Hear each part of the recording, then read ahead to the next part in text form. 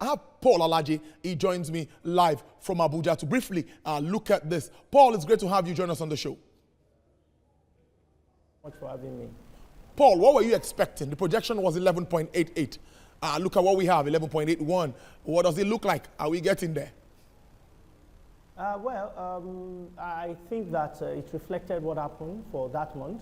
The number of inflation that we got, it's not so far from the exact figure that we're looking at. It's, the difference is 0.07. It's really very marginal from the expectation of 11.88. And I think that it's a true reflection of what inflation was for the months reported. Paul, I was talking about the projections. The figures not looking very good. Monetary policy have issues also to contend with regards to inflation. What do you expect? The borders remained closed. Yeah, we're even in December. That makes matter worse because demand side in December, particularly for food and clothing items, tends to increase. We'll see more demand in December, and I believe that National Bureau of Statistics will reflect the true figures.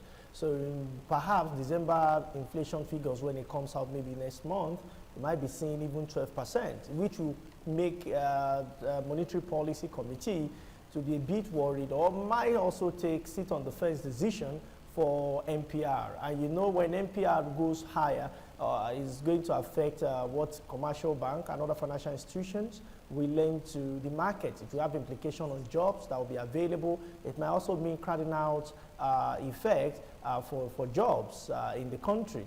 But you see, to balance that argument, Monetary Policy Committee, of course, we want to, from time to time, have been confronted and challenged with arguments of bringing down monetary policy rate. What many people don't understand is that if they do that, it may affect foreign direct investment that is even helping with our foreign exchange. If they bring it down overnight, Naira may just lose its value. For instance, if they bring it to 2%, or they bring it to 3%, or 5%, or 10%, as the case may be, 50-cent increase in interest rate, or say 1% increase in interest rate in America might affect a lot of foreign investors in Nigeria, and there is that correlation.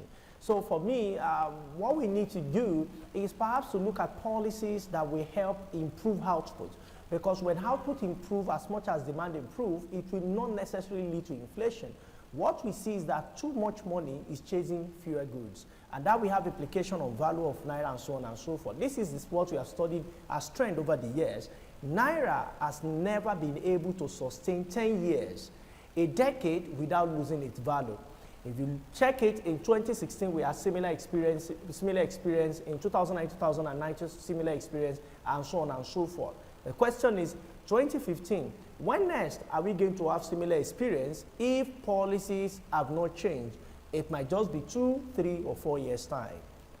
Paul Alaje, Senior Economist with SPM Professionals, thank you very much for spending your afternoon with us on Business Nigeria.